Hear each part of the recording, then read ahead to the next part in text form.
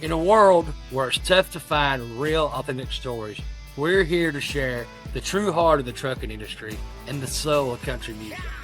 We're going to dive into the life on the road and capture the essence of small town America, from behind the scenes of NASCAR to the brotherhood of truckers.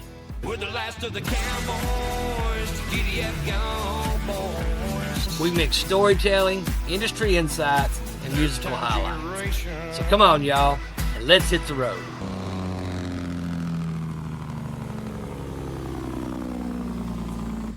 Hey everybody, it's Tony Justice, and welcome to the Road Show with Tony Justice and friends. Man, we are super stoked and excited to have my good buddy Aaron Tippin on this week's episode. Aaron, how you doing, buddy? Thank you for taking the time to come in and come on the show. Can't tell you how much we appreciate you, brother. Hey, brother, glad to do it for you, man. You my trucking hero. well, you're a lot of people's heroes too, and trucking be one of them, man. I know, a lot of the people in the trucking industry have always related to your music. I mean, not only in the trucking industry, but blue collar people all across this country, and what you stand for, the patriotism, and songs about the working men and women of this country. And man, I don't think that America could have found a better fit for that than you and country music. And man, it's just you've had a great career, and most everybody knows you started out driving trucks, just like I did, and still do some. And I think you started out driving over there in South Carolina for a company out of South Carolina somewhere. What was the name of that company? Well, start off with I was hauling heavy equipment. I ran a track loader for one of my buddies after I quit flying for a living, and so I got my combination license, my A-class license there, and then later on, me and one of my friends decided we want to be over the road truckers, and so we went and worked for Cooper Motor Lines. So we pulled the East Coast Cooper Motor Lines in an old road commode. Yeah. Yeah, big white, and did that for a couple of years, and then we pulled for Carolina Western out to the West Coast, and that was most of my over the road driving with those two companies. Yeah. How long did you do that for? I don't know, probably about 5 years in all. Yeah. If you include my time that I was pulling local, pulling that bulldozer around, she probably 7, 8 years, I guess. Yeah. That's pretty good time. So you've done a few of those West Coast turnarounds then. Oh, buddy, I'll tell you what. I'm telling you, man, that's we were pulling the West Coast on a old 435 Jimmy Yeah. at Detroit, and man, it didn't have a motor brake. So being on the West Coast without a motor brake, man, we were smelling brakes all the time. I guarantee it, man. My dad used to haul logs out of Carolinas over into Kentucky, and one of the roads that he always would talk about when he come back is I can't remember the old route number, but it's 26 now between Kingsport and Asheville, North Carolina. But there was an old That'd be two-lane. Black Mountain. Be the Black Yeah. Mountain. Well, now Black Mountain I-40 between Asheville and going east to North Carolina. This would come from Asheville over to Johnson City, but it's Highway 26 now. But anyway, he used to talk about no Jake brake, and I'm telling how much weight they had on it. I mean, big old trees just packed full. That is over 100,000 easy. On a set of dead man brakes, probably. Yeah, and he talked about, and I was coming across, I got a load of Coke out of there. This is back in probably 2008, 9, 10, right in there, and I got a load out of Coca-Cola in Charlotte, and they were building 26, and you could run on it, and then you'd get off on the old road to get back on 26. Well, I decided I'm going to take the old road like Daddy did, and I ain't going to turn my Jake brakes on. I had about 44.6 coming down through there. And let me tell you, I got about halfway down that sucker, and I was flipping that Jake brake switch on, buddy. I was like, I called my dad. I'm like, man, how'd you do it? I said, I was smoking halfway down. I said, I'd have been in trouble. And he said, what you doing? Pumping your brakes or just holding them steady? I said, well,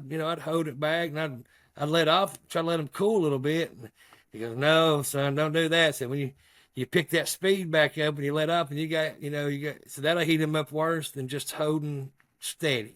Just hold them steady all the way down and get that lowest gear you can get it in. And those guys, They were something else, man. They had some big old kahunas. The old guys were the tough guys, man. They did it when they made the rules. They did, man. And they paved the roads that that myself and a lot of other guys and gals out there today running up down these roads. That they learned a lot for us and passed that down. And thank God for them. We always appreciate them what they do, what they've done for us in the past. It's just, it's just it's not an easy job. People think it's just driving down the road. It's a big deal, man. I tell you, hauling that big old truck full of whatever you got on your back, man, and trying to get that thing stopped. I drive a bus too. I'm also the co-driver on my bus, and man, it just and I am saying nothing new to every trucker out there. Some four-wheeler coming off the ramp, man, and he just can't get up to traveling speed. He can't do it. He got to pull out there at 40 miles an hour, and then once you get on the brakes and get it just about stopped, he takes off like a rocket, going 8. Then you said look like the big dummy holding up the right lane. Try to get your speed back up, Yeah, that's right. Yeah, I think every trooper ought to stop them, write them a ticket when they do stuff like that. Because, you think how much energy, and we're always concerned about energy and the value of it, and make sure we don't waste it, and don't want you to go too fast. But man, when somebody does something like that, look how much energy it takes, burnt energy, to get that truck back up to the speed it's supposed to be at, so that the traffic travels smooth. Yeah, I agree. That's like, one of my pet peeves is red lights at 2 o'clock in the morning. Why can't we flash red one way on the main street? That's yellow, and then flash red on the side streets. And you take that in consideration all across this country. How many gallons would we save? How much toxic or pounds of whatever that goes in the atmosphere would we save just from that? It's like they want to bitch and gripe about these little things, but there's obvious things that can be done. They don't even talk about the common sense stuff, But hey, what do we know? We're just a couple old truck drivers and songwriters, right? That's right, buddy. So you talk about driving your bus. I've been driving my bus quite a bit, and man, those things are they're fun to drive. I mean, they're nice. But man, the upkeep on those things, this summer I have stayed in that. Thank God the motor and the transmission, all the really expensive stuff's done me really good. We've not had the first issue besides putting some belts on the motor, and I think one airline leak, and just luckily it was under the seat where you open that driver's side up. I could get in there and fix it. But all the functionalities on them buses, man, with the air conditioners and the heaters and the black pump, water. And I got a toilet stopped up in the back right now, or it ain't operating. So it didn't fail until we were on our way back in. Well, the boys pack all the gear in that front bay, and all the breakers for everything built inside the coach, the living quarters, are in that breaker box, and I can't get to it. So I told the other day, I said, well, I'll do like I did the other night. I'll just take a cup and a bucket, and I'll dip that pee out and go on the other one. That's what I did. And so now I said, look, I ain't going to fix that thing till we get the next gig. The boys unload all the gear, then I'll get in there. Yeah. And I'll figure out what's going on. It's funny, Aaron, you're talking about, we've been having issues with our commode in the bus. And it started out back, Lord, I can't remember. It's been a few months ago, and we lost our hot water, that big ass tank, it got the coil wrapped all around to heat your water. It went bad. And it's like $20,000 to buy that thing. So my guy's like, just put an electric one in there. It's like, cost you $4,000 and it'll work just as good. So that started. But about the last 3 shows, we have to turn our water on, flush the commode, and turn everything back off because I got a leak. Now, evidently, the leak has gotten under the tile on that OSB board. So all the tile in our bathrooms start cracking. And when you walk through there, you feel like you're walking on a sponge. You can feel the floor like it's soft. Oh man, I got to rip all that, fix the leak, get someone to come take all that tile out because I'm not that kind of guy. I'm not that handy, and replace that floor and put something back down there, some wood floor, make it look good, But it's just never ending on those buses. That they are a what's a good word for them? They are a necessary evil. They are necessary. They're a blessing and a curse at the same time. And I always feel too grateful to complain about them. But boy, there's some days I have to really bite my tongue because that thing has tested my patience. But anyway, hey guys, y'all are watching the Road Show. I got my good buddy Aaron Tippin on here. We're going to take a little break for our sponsors and let them talk about their good services and their products. We appreciate them. Don't forget to hit that like button and share. Leave us a comment. We'd like to hear what y'all think, and we'll be back in just a few minutes. Thanks. There are folks out here who still take pride in their everyday ride. Low profilers, million milers, chicken lights, and chrome stylers. The ones who do whatever it takes to keep America rolling. Those who know if a job's worth doing, well, it's worth doing right. Full stop.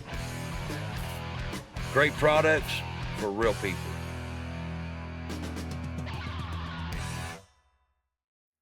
Based on family and faith, the book, Into the Long White Line, is a must-read journey of a retiring truck driver and cattle hauler reflecting on his life dating back to 1966. Experience the love, the pain, and the untold stories of life on the road. Make sure to add Into the White Line to your reading list today. All right, hey guys, welcome back to the Road Show with Tony Justice and friends. And as y'all know, we're hanging out with my great friend Aaron Tippin and just having a good time today, talking about some old trucking days and tour bus driving. And Aaron, buddy, it's you went from driving trucks to at some point I think you was operating forklifts and loading trucks and unloading trucks and messing with airplanes. When and what triggered the music to really kind of come along? Well, and that was supposed to be my career was airline pilot's job because I grew up in an airplane family, so that's where all that is. But it was the late 70s, and I was studying for my airline transport rating, which is a rating you got to have to become an airline pilot. And the energy crunch of the late 70s came along and really slowed the airlines hiring down. And so I never got my chance to go on as an airline pilot. So I, I was driving that truck, running that crawler, and I thought, well, if I can't do airplanes, what I like next best? And I said, well, I like picking and grinning. So we started. I was already playing bluegrass and playing old banjo, and we decided. I said, well, let's start playing the clubs. And they said, well, and in that day and age, nobody paid you to play bluegrass at the club. So we started playing country music. And that's how one thing led to another. Then we started playing clubs. Got to be local upstate, type of pickers, and played the different honky tonks around. And then one day, I ended up in a divorce, and I had no reason not to go to Nashville. So away I went. So you went to Nashville, and I'm sure balanced a job and a career. How long did that go on before you got any traction, man? Well, when I got there, I took a job up in Kentucky in Russellville because I'm also a welder, and so I took a job as a mill mechanic, working in the mill at night, aluminum rolling mill, Logan Aluminum in Russellville, Kentucky, or in Lewisburg, Kentucky, really. And I took a job on the night shift, so I'd work all night long, and then in the morning I'd go home, take a shower, and I'd go down and write songs till about 1 or 2 o'clock in the afternoon. Then I come home, go work out, and pack my lunch, and lay down for a while, get up, and do it all again. 2 years doing that, and then I got a job as a staff writer at Acuff Roads, and that was the real thing that needed to happen because then I could focus on music all the time. Yeah, so with those older publishing deals, I'm sure they're probably a lot different these days, but back in those days, I mean, if you got signed with a publishing company like you said, Acuff Rose or something, I mean, you could do some draws, you could kind of obtain some money to live on and focus, strictly on your career and your writing and performing and things like that. Right? That's exactly right. And that's what happened. Acuff Rose would pay me a few bucks, but I made half of my living selling vitamins and working on cars in the parking lot of Acuff Roads because everybody let me do their tune-ups and their tire changes or whatever they needed done, wiper blade changes, stuff like that. They'd pay me to do it just to give me some extra spending money. Well, you do it. I'm sure that helped build relationships, man. Doing that, those old blue collar trades, being able to do all those different things. If we grew up, me and you, I'm pretty sure we probably grew up pretty similar, and our dads hanging out with our dads and learning how to work on stuff and put brakes on a car, change a wheel seal, new plug wires, plugs, taking those little distributor caps off, putting points in them and setting them. Yeah, man. Set the points, man. That was That was the big too. thing. You get those right, and you get that distributor turned just right, and that time you'll get that timing light going on that belt, hook it up to the battery, make sure you get them old babies tuned up and running good, But having all that experience growing up, I mean, that really paid off for you. You go into Nashville, you get this publishing, this writing and publishing deal, and that's not enough to live off of unless you get couple big songs rolling for you, But it helps, and you're grateful for it. But then having the skills to do all the other things you did kept you going. Plus that, I'm sure there was a relationship that came out of that somewhere. You working on those cars, or for those people that helped you, get to the next level with your music. There's got to be a story there. Absolutely. I was bound to determine I was going to write a hit song, man. I'm going to write a hit song. And, it's about keeping your nose to the rock and don't let up, man. And so I didn't. And that they were just doing me a favor.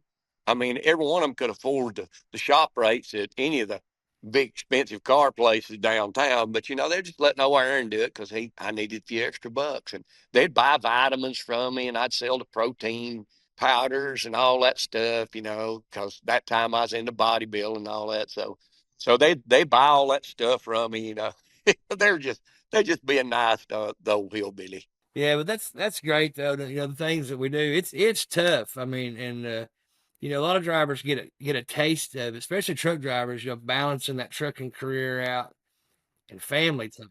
And it's a tightrope walk, man, and it's tough. Spending enough time to where you can support them the way you need to be able to support them, but then being dad or being the husband, and it's tough. Then you throw out there a music career on top of that. Then you're really splitting hairs at that point. You're spreading it thin. You're spreading it thin, man. And me and fortunately, with my deal, and Misty was involved with every aspect of the music as well, so it actually allowed us to spend more time together, because a lot of the times we started going to these truck shows at first, play music. We was just taking the old Peterbilt. We'd get a load going out close to the truck show, get empty, go to the show. We would unpack the sleeper. We would drive. We couldn't stop and sleep because the sleeper was packed full. Guitar, our luggage, merchandise. Then we try to squeeze all that out to the little skinny Peterbilt 379 doors, set up, spend the whole weekend at the truck show, play the show, pack it all back up, be somewhere Monday morning reloaded and coming back, but thankful, at the time I had a boss that would do stuff like that for me. I could go play shows, make videos, whatever, record.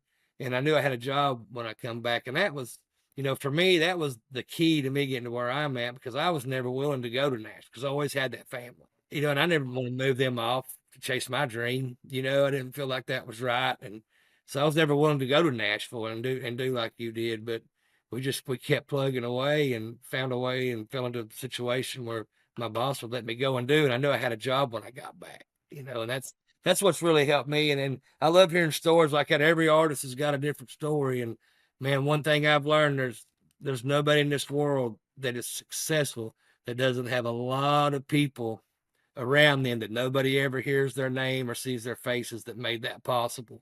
And the more successful you are, the bigger that group of people are. And that is exactly right. That is the truth. Well spoken. Yes, sir. Yeah. Well, we've both been blessed, I know, to get to do what we do. And we got about another minute here before we take another break. So real quick, I did have some questions come in. I made a post on Facebook that we was going to be filming your podcast episode today. People had any questions, and someone wanted to know. They said they know that you still, you had your flying license or whatever, but they were asking if you still have your CDL. I told them I didn't know. I did. I told them, when we shot that video, Brothers of the Highway, and I don't mind telling people this, it's not nothing I try to keep from them, but I know you had your CDL, but you didn't have your health card. Right. It wasn't up to date. So we took Klein's big sleeper Kenworth out there on the airport. Yeah, the road around. And filmed it. And you can't tell the difference. You can't tell that you're not out on the highway, but you was that driving. Was fun and funny. It was fun. It was a great time. But So is that still the case? Pretty much, you Yeah, still just no, I've go. still got my CDLs and I'm current medically. We got to run under the same regs as truckers out there. We're on electronic logs and whole 9 yards, so we both have to keep up the chops. Yeah, okay, that's cool. That's cool. So I was wondering because I haven't put nothing in my bus yet. Yeah, have you ever been looked at though? I mean, I'm gonna get myself in trouble, but I mean, I haven't. I've had that bus. This will be my third year, third or fourth year, and I haven't even been looked at funny. I don't never go in a way station. I just keep on trucking. I've Yeah, never. me too. We do. And the only time we had something, Tennessee State Troopers said, "Hey, man, something was blah blah blah." They just looked on the outside. They didn't inspect it. Like I say, we never have been inspected. But we always ride around like it's gonna happen. Yeah, well, it's best to be prepared and not need it as need it and not have it, right? Oh yeah, hey, I've seen them shut down. I've seen them buses shut down on the side of the road. They ain't moving it because when drivers driving past this time or whatever, or ain't keeping proper log or something, they just put them on the curb.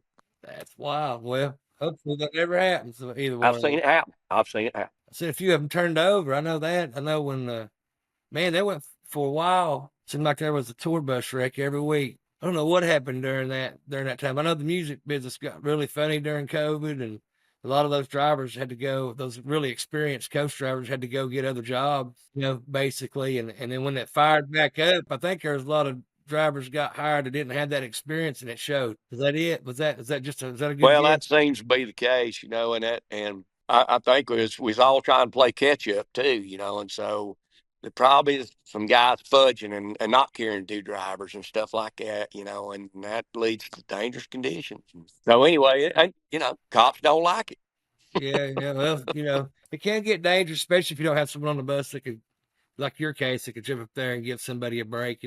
We've had some longer shows. I've had a buddy of mine come and drive, and we'll split up the duties, and things like that. So it definitely helps when the artist can jump up there and give that driver a break for 3 or 4 hours. Man, I hate riding, dude. I am a nervous passenger. I can't Me sleep. too. I just soon be up there driving. I would too, man. All right. Well, on that note, we're going to take another quick break. We'll come back. We're going to talk about, what you got going on now, your family. I know you're a big family guy. Maybe we'll talk about Brothers of the Highway a little bit and that time. That was a cool time. But y'all stick around. Don't forget to hit that like and share button. We're going to take a minute and let our sponsors come in here and talk about their products. We'll be right back. Are you in an area that's going to get a dose of winter between now and spring? If so, you're going to want Hal's diesel treatment, and now's the time to start. Use it at every fill up to prevent gelling, remove water, and to add lubricity to make sure your diesel engine is performing at its absolute best. For those of you who face crazy weather extremes, keep it in your truck for emergencies. It's a lifesaver and is guaranteed to get you up and running in 15 seconds or less. Hal's products is available nationwide at retailers and truck stops and also on Amazon.com. Hey, everybody, welcome back to the Road Show with Tony Justice and friends. Hanging out with my good buddy, country music singer, superstar, Aaron Tippin. Man, again, thank you for coming on this show. And, I remember, when I first got into the riding and, I thought maybe, hey, I might take a run at this thing, the music business. And Lord knows I've not had success you and a lot of other people have had, but we've done pretty well for an independent and very grateful for that. But I think you done great, man. You the trucking king. man, we love it. It's fun and it's real, and that's what it's all about. But I remember you played a show at Walter State in Morristown, Tennessee. WIBK was promoting it, and Wow, that's been a while. yeah, our buddy Gunner was there. He just retired this year from WIBK, and anyway, he got me backstage, and I took my daughter, who's like 30 now. I think she was like 10 then. And backstage, and man, she's been an Aaron Tippin fan ever since, and I was always a big Aaron Tippin fan, and I can imagine, what that was like. You're out there working with most blue collar boys. You know how we all give each other crap, at work, at the job, or here and there.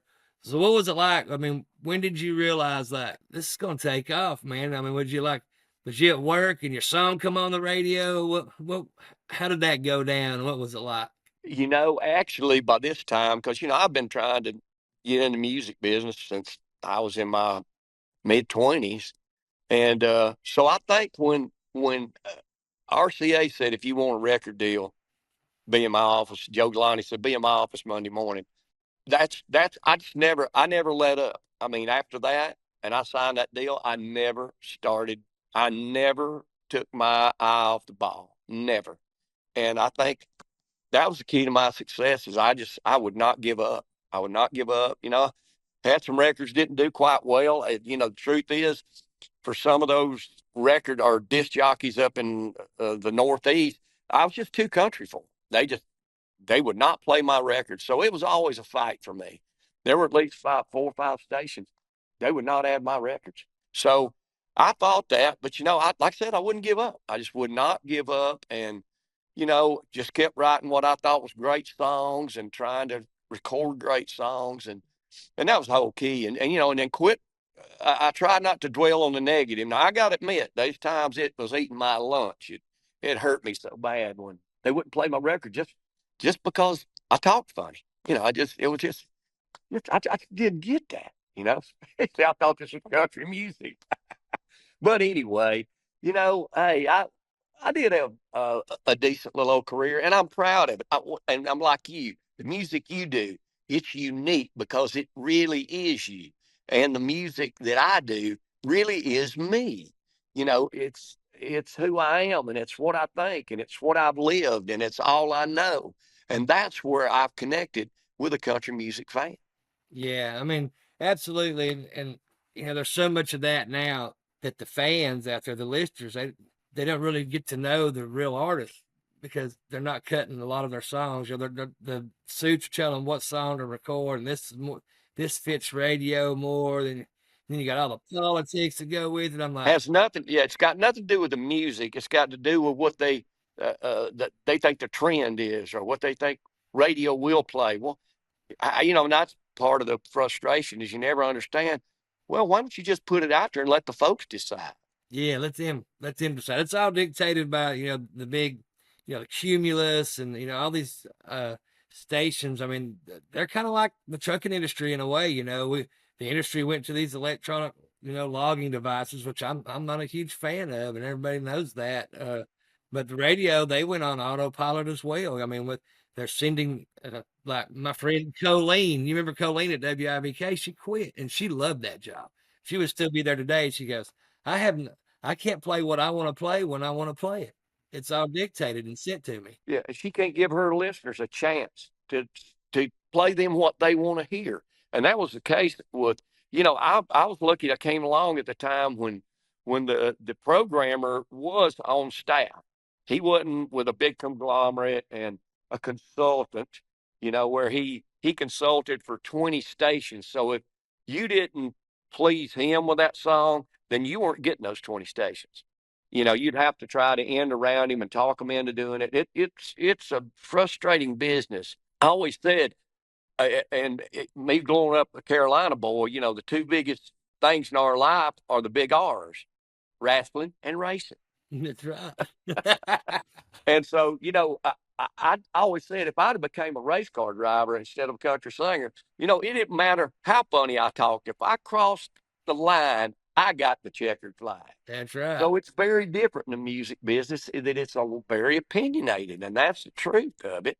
And before the fans get the chance to pick the songs they like, somebody else says, "Oh no, that's not going to be a hit," and so they drop your record. But you felt it. You've experienced the same thing I'm talking about. A little bit. And finally, I quit being mad. I mean, I just went, "Hey, this is it, and that's how it goes." And if I don't want to be in this no more, then I need to quit sending records to radio, and that's pretty much what I did. Yeah. When you get down the road and you look back on it all, you just kind of see, why God maybe let it go that way. A lot of times I tell people a lot, and I try to live this. Sometimes I preach at the choir when I say things like this, but if you're going to be thankful and thank God for the good things, you got to have enough faith to thank him for the things that don't go your way, because he's just steering you, man. He's steering you down a road you ain't smart enough to know you need to go down, and he's got to give him thanks for those no's, and thanks for those doors that close sometimes. Unanswered prayers. That's very much the truth. That is very much the truth. And I do think that, the times that I struggled and I was so frustrated, God needed to show me something, and He needed to show me something, and so He did, and he taught me, man. What I finally figured out about all that frustration music business, I'm the only one that's mad. I'm the only one that's driving my blood pressure up. I'm the only one that's hurting me, and finally you go, hey, man, I can do what I can do, and just Jesus take care of the rest of it. Jesus, take the wheel. Rolling with the flow. Huh? Hey, man, look, I know you got a lot going on. You got some, we always see that big sign out there on I-40. Well, let me guess. Well, I've not been trucking. I've been busing. What's that, around the 358 mile marker or 258? I believe you right with the higher number, I think, because 358, yeah, yep, yeah, that's that's a right. 358 up there, somewhere about where the time Maybe changes. it's the 388. I can't remember, but anyway, it's Stonehouse Winery. Stonehouse. Yes. We see that big billboard. We see your picture up there on the side. We could be trucking. You notice them crows, man, they won't even get on it. I noticed that. Why's that?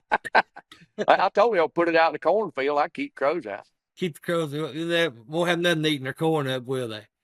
But you guys have had a really good relationship with Stonehouse for quite a while, and I've got to sample some of that wine. And man, I'm not a wine guy, but that stuff's good. I got to, when you come to large cars and guitars, I was trying to remember where I was when I tried it, but that's where it was at. It was at my show year before last. Last year before last. Well, thanks for having me again, buddy. That was a lot of fun. Man, we need to do it again. We will. I get some more folks, and I'll come back, man. I'd love to. Yeah, we might need to get you out there in Louisville this year to. They're going to have. Actually, they invited me to headline this year, so. All right, dude. I've been working on that forever. That'd be cool, but we'll talk about that later. Anyway, talk about the Stonehouse. How do people find out about that? Well, you just go to stonehousewinery.com, and you can go to the website. If you're passing through Tennessee on I-40, it's right across the bridge from Buc-ee's, and you just need to pull in there. It's free wine tasting. You're going to love the folks. You're going to love everything about it. And so stop by, check them out. We do a Tippin Tuesday, so it'll say on the website when I'm over there. Matter of fact, I'm headed over there today. So anyway, y'all come see them. They're great folks, and really just it's one. And what if I want to go on and buy me some Aaron Tippin merchandise, man? Y'all got some stuff on the website? You go to earntippin.com, and that Miss Mama Boy Thea Tippin, she will fix you up. She does all of our. That's my boss, my owner, my beautiful wife, Miss Thea. She does all the concessions for the website. So we personally take care of that ourselves. That's a big deal to me that somebody would even think about buying a T-shirt with my name on it. It's a big deal. Man, it means a lot, doesn't it? I mean, there's just it does. That's why I'm still out there every night after every show. Every night after every show, I sign autographs till the last one's done, and I shut the lights off. And I can attest to that. I've seen it myself, and I do the same. And do you ever have people come up to you and go, "How much you charge for an autograph?" I'm like, "What?" So we ain't charging for autographs this part of the country. You know what I mean? That's right. And that's a big job. Hats off to Thea, man, because my daughter handles all of our merchandise and order fulfillment and reordering and inventory and doing the end of the month. No, bless her heart. That is a business in and of itself, on top of the music and the touring and the booking. And so hats off to Thea. I know you're blessed. You got an awesome wife that not only helps you with that, but y'all perform together a lot. Y'all got some shows coming up. She's in the band now. So she's out on the road every single. If you're going to see me, you're going to see her. Very cool, man. What's your next show, brother? Well, we leave here tomorrow morning about 10 o'clock. We headed to Dodge City, Kansas. And Dodge City, Kansas, we go to St. Charles, Missouri, and then back home again. And we're starting to wind it up. Got one more show after that, and then we're pretty much done for the year. Well, just get out there and get her done, man. Thank you for all the years, your great music. Thanks for just being a humble guy, man. Never been around you when you wasn't just a humble guy. You're just one of the guys. And that's the coolest hey, buddy, thing in the world. You are the guy. And, man, I appreciate your friendship. I love you, brother. You are the king of the singing truckers. Well, you are my hero, so I base a lot of the stuff I do off what you did, man, and it's an honor. We got to get together and write that trucking song we've been talking about, and maybe do another duo here one day. That'd be fun, brother. Yeah, that will be fun. All right, Aaron. Thank you for everything. God bless. As always, speed safely. Love you, brother. Bye. Hey, y'all, my good buddy, Frank Terry and his family at Terry Law Firm have been representing truckers involved in trucking collisions for years. As truck drivers, we need a knowledgeable lawyer on our side that understands truck cases. The Terry Law Firm knows the FMCSA regulations as well as today's modern video system telematics. I met Frank years ago when he took on a case for my mom, so I know they're going to treat you guys like family and leave no stone unturned in your case. To get a hold of him, simply call 1-800-51-TERRY. That's 1-800-51-TERRY, or reach him online at www.terry-lawfirm.com. Tell him I sent you. I'm glad you did.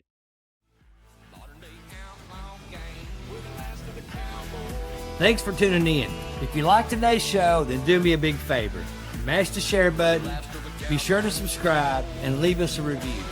Also, be sure to follow us on social media for more updates and behind-the-scenes content. Until next time, God bless, and as always, speed safe.